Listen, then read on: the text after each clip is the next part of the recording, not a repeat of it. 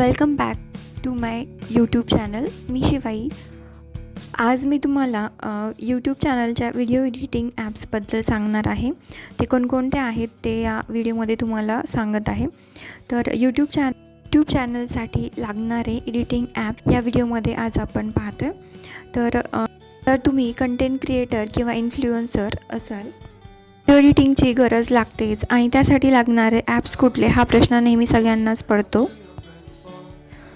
तर सगळ्यात पहिलं ॲप आहे यूट्यूब स्टुडिओ. यूट्यूब स्टुडिओमध्ये तुम्ही व्हिडिओ अपलोडिंग, डिस्क्रिप्शन, टॅग्स वगैरे आणि ॲनालिटिक्स वगैरे चेक करू शकता.